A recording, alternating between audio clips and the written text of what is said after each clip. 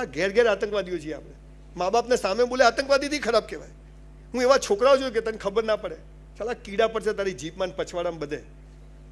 દીકરા દીકરીઓ ગમે તે થાય, અને ખાસ દીકરીઓ અહીંયા બેઠી છે, તમને એક વાત કહું બહુ હાથ જોડીને, એક મોટા ભાઈ તરીકે, મા બાપની વિરુદ્ધ જઈને લગ્ન કરશો નહીં, ગમે તે થઈ જાય. કેમ કે એ છોકરો સમજી જશે કે આ પેદા કરેલા મા બાપની 20 વર્ષમાં નથી થઈ તો એ મારી એ નહીં થાય, હે ને? સો રિસ્પેક્ટ યોર પેરેન્ટ્સ, બો ડાઉન યોર પેરેન્ટ્સ. બે હાથ ઊંચા કરીએ આપણે બધા જ. ફોટાવાળા ભાઈ અહીંયા આવી જાઓ, તમને મસ્ત ફોટો પડાવી આપીએ.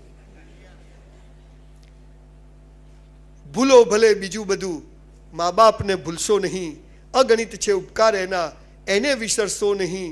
લાખો લડાવ્યા લાડ તમને, કોડ સૌ પૂરા કર્યા, એના કોડ પૂરવા ભૂલશો નહીં. મા બાપને ભૂલશો નહીં. આપ સૌનો ખૂબ ખૂબ આભાર, ખૂબ ખૂબ આભાર.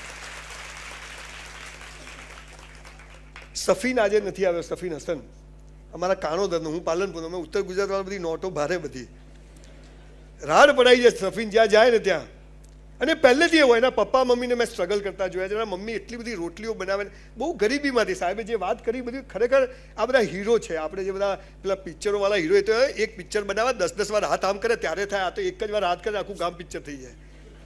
એ તમે બનવા જઈ રહ્યા છો. એટલે ધીસ આર જે UPSC GPSC, they are real hero. હું એવું બહુ જવાબદારીપૂર્વક પબ્લિકલી કહું છું, તમને જરાય સારું લગાડવા નથી કહેતો. એટલે હીરો બનવા જઈ રહ્યા છો, તેની બેઝિક ક્વોલિટી શું છે?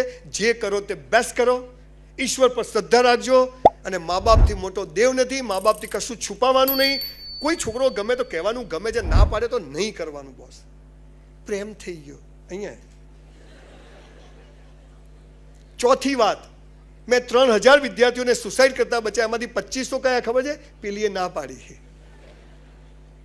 એમાં લગ્ન કરેલા પણ આવી ગયા. એવું નહીં કુંવારા પરણેલાને લોચા ચાલતા હોય અને પછી ગલી હાંકડી થાય, ફસાય, હવે મરવું પડશે. દીકરા દીકરીઓ, કુરાન, ગીતા અને બાઇબલનું એક વાક્ય તમને કહું. ચોથી વાત સૌથી મહત્વની, જેના કારણે તમે કદાચ યુપીએસસી જીપીએસસી ક્રેક નહીં કરી શકો, અને ખબર પડી જશે તો 100% કરશો. શું લખ્યું છે? હે મનુષ્ય, તારા જન્મ સમયે તારો જીવન સાથી મેં નક્કી કરીને રાખ્યો છે. કૌંસમાં ફાંફા મારવા નહીં. યુ નો ફાંફા? ક્યાં છો? તમારે અંગ્રેજી બોલવું તો સ્પેલિંગ આવડવા જોઈએ કે નહીં? હે, અંગ્રેજી ના આવડે પછી પડી જાય ને બાઇક લઈને પડે, પછી કેવું અંગ્રેજી બોલે? એટલે ડેમેજ થઈ ગયો. બેટા ઇન્જરી કહેવાય એને. અને આપણી ગુજરાતી મમ્મીઓ તો અંગ્રેજીની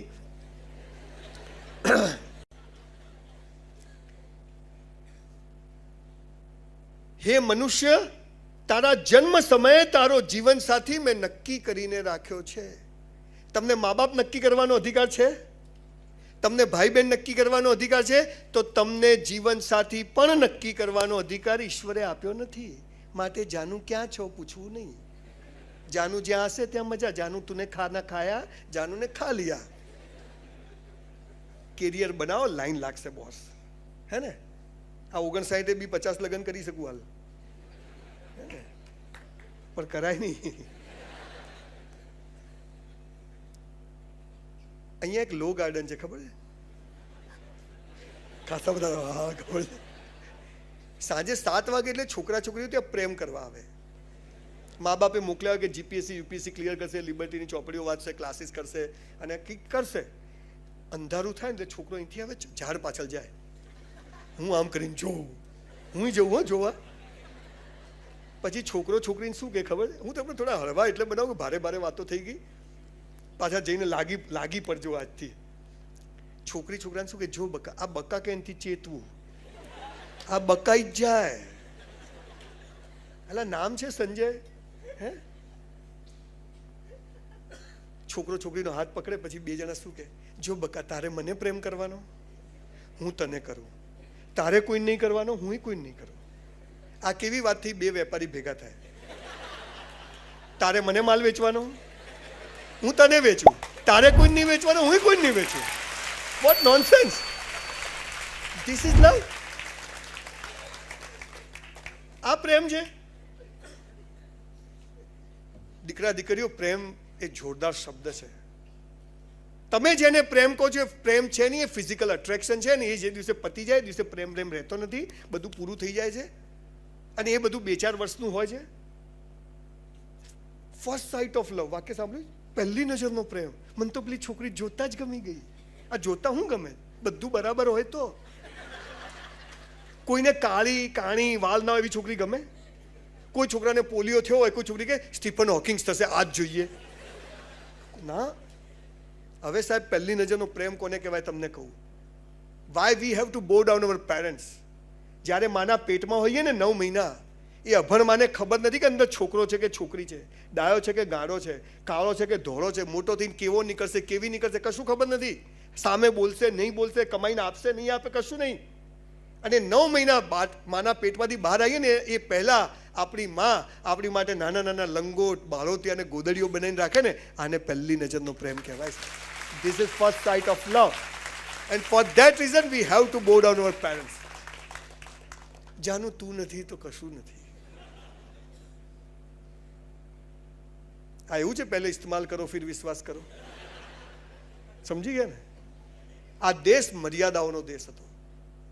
જે ચૂક્યા છે એ પસ્તાયા છે. કેરિયર બનાવો બોસ, ઊંધું ઘાલીને. પૈસા વગર કશું નથી, બધી ડફોળ બનાવવાની વાત છે. બાકી પ્રેમ લગ્ન કરેલા બી કોવિડમાં કહેતા હતા તારું માંસ જુદું રાખ ને મારું જુદું રાખ.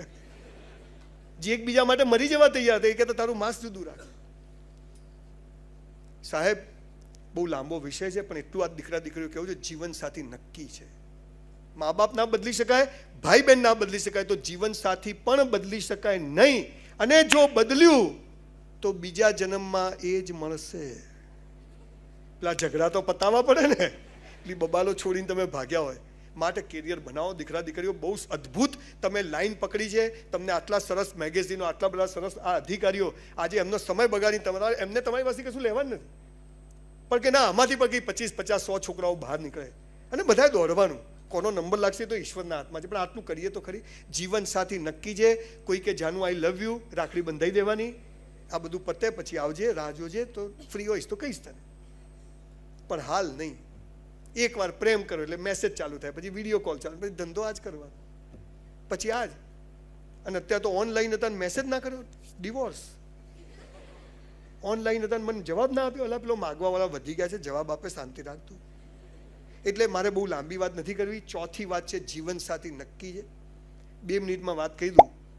મારી કોલેજમાં એક બહુ રૂપાળી છોકરી, બ્યુટીફુલ, મને બહુ જ ગમતી, પણ મારી સામે જોવે જ નહીં.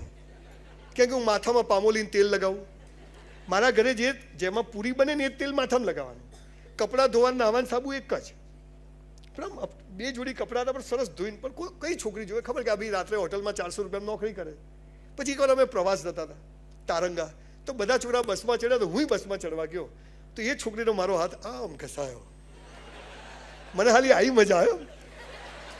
પહેલી વાર કોઈ ગમતી છોકરીનો હાથ અડ્યા. ભાઈ માણસ છું ભાઈ, કે બાપજી થોડી છું.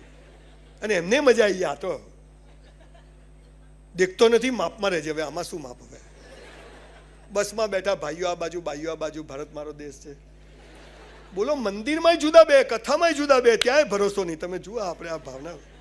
દર્શન કરવા જાય તો ભાઈઓની જુદી, ભાઈઓની જુદી. એટલે મંદિરમાં તો જપી જાઓ. મેં બહુ જોક્સ કીધા શાયરી પર. પેલી છોકરી તો પણ હતી સરસ, એટલે હાલું ધ્યાન ત્યાં જ જાય આપણું. તમે જોજો, તમારો એક દાંત પડી જાય ને તમારી જીભ ત્યાં જ જશે. આખા દિવસની નથી. તારંગાજીને પાછા આવ્યા, પાલનપુર ઉતર્યા, બસમાંથી ઉતર્યા. મેં તું હસતી નથી, તા છે શું? તમે જા તેલ લેવા. એ આમ ગઈને હું આમ ગયો. ઘરે આવ્યો, મારા બાપુજી બહાર બેઠેલા. રાત્રે 11 વાગી ગયેલા. મારા બાપુજી સામે આમ જ ઉભા રહેવાનું, ફાધર સામે. આમ બી નહીં તો જે હોય છૂટતું આવે અને પટ્ટો ઊંધો પકડે, આમ ફેરવે. મને કે ક્યાં ગયો તો? મેં તું પ્રવાસ. ગમે ત્યાં જતો રહે છે? મેં તું મફત લઈ ગયા હતા. હા તો બરાબર. મને કહેતા એ સગાઈ કરી નાખી. સલમાન ખાન કી સગાઈ બતાવ્યા બી નહીં. મેં તું બાપુજી ક્યાં કરી? હુઈ જા છાનો માનો. મારા ઘરે એકચ્યુઅલી છોકરીઓ બહુ આવતી, બધી પૈસા માગે. હું આલુ નહીં એટલે ઘરે માગવા આવે. મારા બાપુજી એમ કે ચક્કર છે. એકચ્યુઅલી ચક્કર હતું જ નહીં, બધી માગવા વાળી હતી છોકરી. કોઈ પિક્ચરના પૈસા, કોઈ કેન્ટીનમાં આવેલા કે સંજય હવે તો 5 રૂપિયા પાછા આપ, હવે તો 2 રૂપિયા પાછા આપ. એટલે મારી બા વળી કોઈને આપી દે કે ભાઈ હવે બીજી વાર ના આપતી હો. સવારે મારા ભાભી મને છોકરી જોવા લઈ ગયા, અને મને તો યાર ધક ધક ધક ધક ધક. એક ઘરમાં જઈને બેઠા ને સામેથી બહારનું આમ ટાડા ખુલ્યું, અને પેલી તારંગાવાળી આવી પાણી લઈ. એટલે હાથ અડ્યો તો ને એ જ આવી. મેં તો હાલી આ બધું બગાડશે આપણો ખેલ. મને કે કેમ આવ્યા છો? મેં તો મારી સગાઈ કરી, છોકરી જોયા. મને કે મારી જોડે જ કરી છે. 35 વર્ષથી હજી મેં બદલી નથી, એ જ રાખી છે આપણે. ટાઈમ બગાડશો નહીં બોસ. 2000 પ્રેમ પત્રો છે મારી પાસે જુદા જુદા લોકોના, હે ને? બહુ અદભુત અવસ્થા છે. કોઈ તમને પ્રેમ કરે તો ખુશ થજો, પણ કોઈ ડફોલ ના બનાવતા. આ પ્રેમ એ પ્રાર્થના છે, પ્રેમ એ જીવન છે. અને એકવાર તમારામાં પ્રેમ કરવાની તાકાત આવી ગઈ ને બોસ, સફળતા જખ મારી. પણ પ્રેમ સમજ્યા નથી. પ્રેમ જે બંને રૂમ વચ્ચે થાય છે પ્રેમ નથી બોસ. સેક્સ એ પ્રેમ નથી, પણ એમાં પ્રેમ છે. બહુ લાંબો વિષય છે, એમાં જવું નથી. પણ એક વાત યાદ રાખજો, તમે જેને સૌથી વધુ પ્રેમ કરશો ને એ તમને સૌથી વધુ દુઃખી કરવાની તાકાત ધરાવે છે. અને એટલે અન્યને પ્રેમ કરવો નહીં, સાલો આપણી જાતને જ એટલો પ્રેમ કરવો કે બીજા કોઈના પ્રેમની જરૂર પડે નહીં. આ સૌથી મોટો પ્રેમ. અને પ્રેમ એકબીજાને બાંધે નહીં, એકબીજાને સ્વતંત્ર કરે, એકબીજાને તાકાત આપે. હું આજે એક છોકરીને પ્રેમ કરું એને કહું તું ઉડ, હું તારી સાથે ઊભો છું. હું એનો ફોન ચેક ના કરું. મારા ઘરમાં મારી વાઈફે કે અમે એકબીજાનો ફોન, અમારા ઘરમાં બધાનો પાસવર્ડ એક જ છે, કોઈ કોઈનો ફોન લેતું જ નથી. ધીસ ઇઝ લવ. દીકરા દીકરીઓ પ્રેમ કરજો, પણ લગ્ન માટે કે સેક્સ માટે પ્રેમ ના કરતા, પ્રેમ કરવા પ્રેમ કરજો. બહુ અદ્ભુત અવસ્થા છે.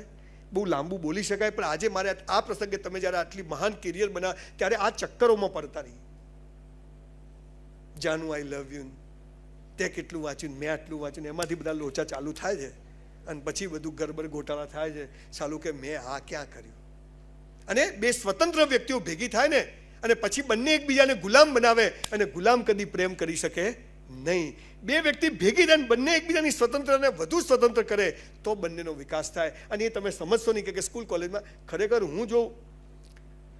મને જો ઓથોરિટી મળે ને બોસ, પ્રેમ અને સેક્સ વિશેની ચોપડી 5મા ધોરણથી અભ્યાસક્રમમાં લાવું, 12મા ધોરણ સુધી ભણવાની.